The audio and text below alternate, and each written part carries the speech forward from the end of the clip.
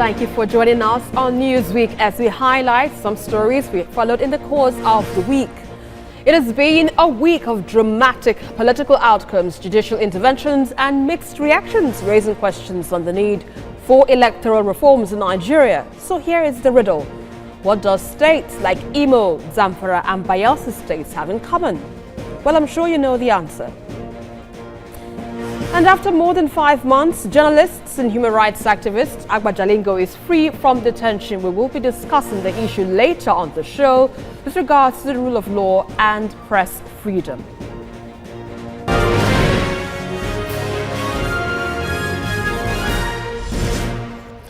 Well, activists are calling on the National Assembly to prioritize the passage of the Electoral Act Amendment Bill to ensure the conduct of free, fair and credible elections in Nigeria. While the group is advocating for biometrics for accreditation, electronic collation of results and the conduct of state and federal elections in one day.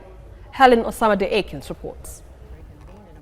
Since the return of Nigeria to democracy in 1999, elections and its administration by electoral body have been a source of concern to many. The process has led to many inconclusive elections, aggrieved parties heading to courts, and courts having to decide a winner at the expense of the electorate. Following several controversial and wide condemnations of elections in Nigeria, a series of election reforms were initiated to improve the quality of elections in the country. This included the passage of the Electoral Amendment B 2018 by the 8th National Assembly that did not see the light of the day as it was not signed into law by President Muhammadu Buhari. As the 9th Assembly commences activities this year, this group wants them to prioritize the amendment of the bill to ensure it is approved and used for the next governorship elections in Edo and Ondo states. I believe that the 9th National Assembly has a responsibility to actively aggregate the general views of all stakeholders in Nigeria's democratic process, including the civil society organizations, political parties, international partners, and especially the electorate, to legislate an enduring electoral reform act. There is no alternative to electoral reform. Nigeria is at a crossroad. Nigeria is grappling with the reality of allowing impunity to fester in our electoral process. It commends the Independent National Electoral Commission for starting the process of electoral reform by deregistering redundant political parties in the country, but wants them to deregister more. All we need in a country is 4 or 5 strong political parties. And maybe the 2 dominant political parties, a party for workers, party for youth and other vulnerable groups, and another maybe alternative party, political party.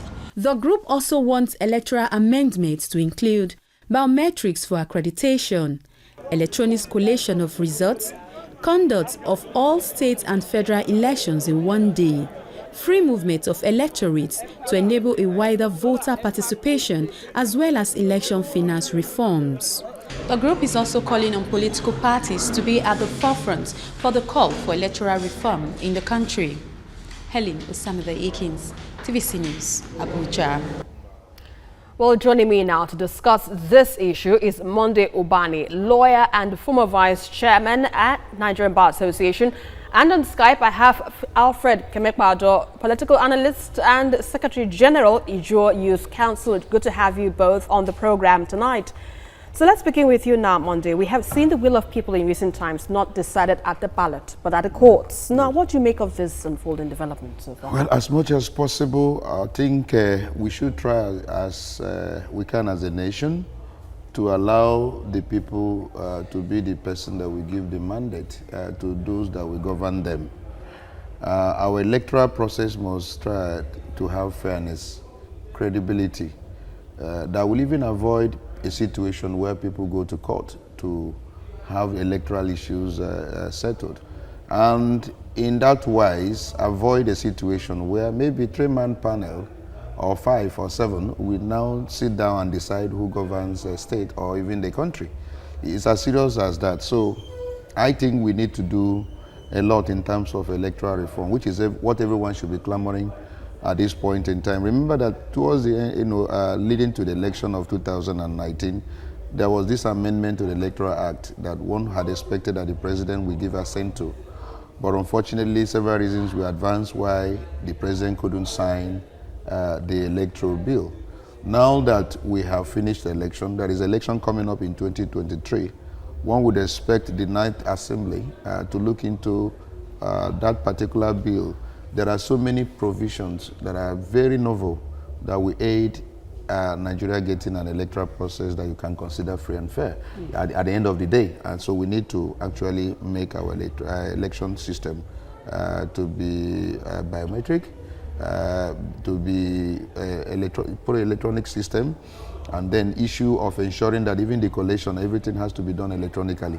Right. That will reduce the issue of human intervention in the entire process, because the human intervention has actually brought a lot of sorrow and woe, to us as a nation. We have ballot snatching, issue of killing, issue of bloodletting because of human interface. But the moment we begin to reduce human interface in electoral process, we may begin to get a situation where election will begin to be free and fair. Now, Alfred, what do you make of this scenario where political developments have seen so much drama in recent times? How do you think this will affect our democratic institutions? Firstly, our democratic institutions need to be strengthened with respect to their discharge of how votes are accepted, collated, and results are churned out. The truth is, our electoral system is flawed, is less than the system, because at a particular point in time, our electoral system is largely abused by security agencies. So what I think we should do is we need to advance our systems to give room for more technology and to see how our votes can really count, because as it is today, votes really don't count.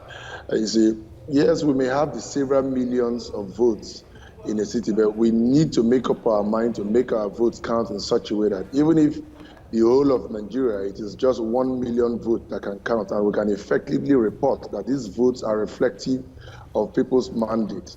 It is fine until a time where we can have enough technology to continue to increase, because as it is currently, elections are far less than elections. Like I said earlier, elections are checked by security agencies. It's almost like the elections are dictated by whoever is in power.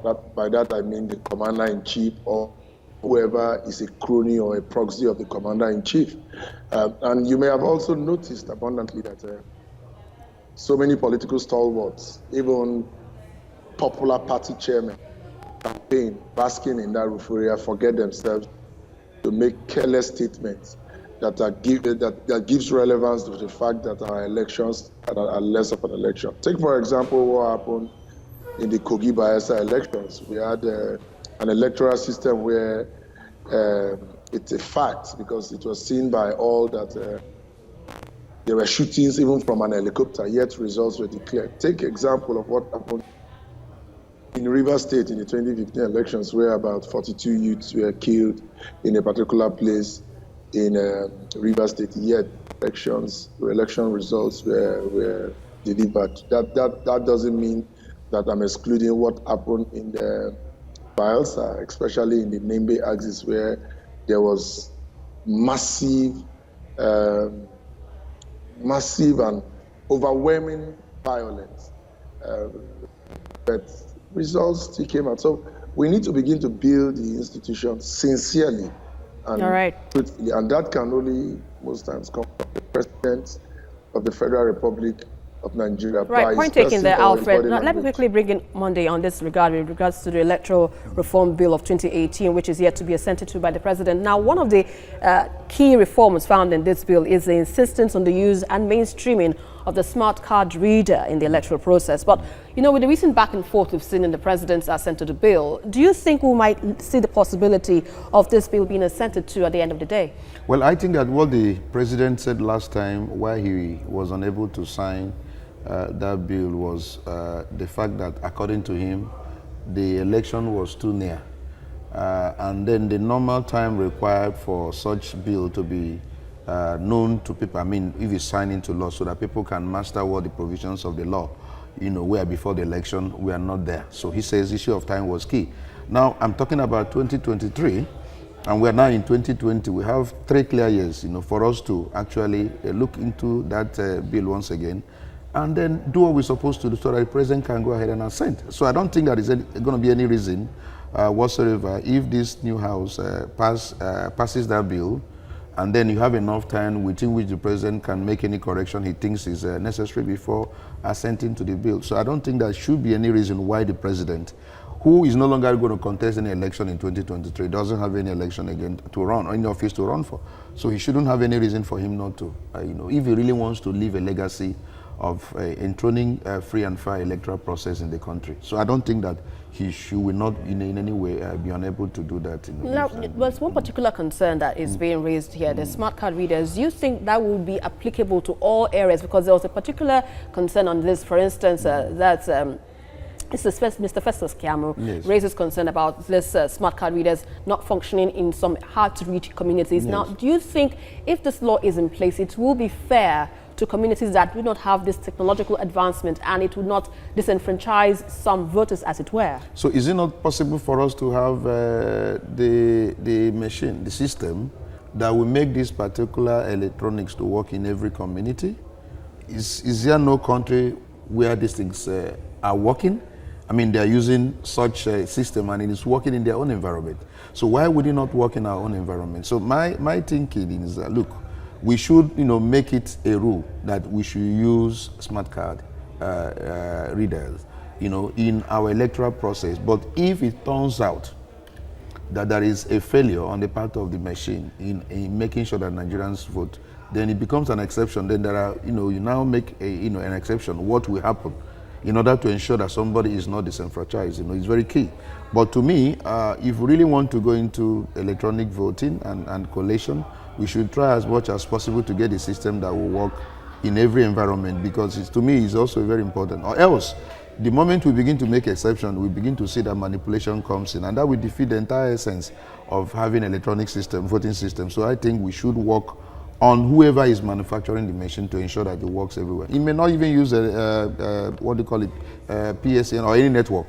Let's make such one that will not use any network anywhere. Yes, you can be used in any village and all that, and it works. It should be something that is possible. I'm going to make another suggestion to that. If you really want an electoral system that will be free and fair, let's decide to really look into the packs of office, what our public office holders are entitled to when they get into office. As long as a situation where a governor will be collecting 1.1 billion every month as security vote, it has happened in certain states. In fact, EFCC found out recently that somebody was collecting for 8 years 500 million as his own personal security vote every month, 500 million. As long as we allow that any public officer will have easy access to our treasury, the treasury becomes his ATM or her ATM, then there is no way people will not manipulate the electoral system in order to be in power. So we also have to deal with the issue of packs of office before we can get our electoral system right. Right, that's a fine point to leave it there. But let's quickly get your thoughts, final thoughts on this, Alfred. What is your take home? Basically, I completely agree with the other guests in the studio. We must begin to interrogate what our political office holders are entitled to. But furthermore, it is not just what they are entitled to. Most of the money is looted from government. It's not looted by what they are entitled to, but how they discharge projects. Take example, the Niger Delta Development Commission that is here in the Niger Delta. We witnessed recently that yes, contracts were awarded, papers were sorted, but the new form of corruption that they had there was to over-invoice contract. By that I mean that a contract that you can just execute for about 50 million naira will be awarded for about 300 million naira. And kickbacks are given in the form of percentage and other things. So yes, it is true that for us to clean our electoral system, we need to begin to sanitize what our electoral officers and other things. All right, and that's a fine place to leave it for now. Thank you very much, Alfred Kemekpado, for your insights on this discussion, and of course, Monday Obani. But we still have the two of you still with us.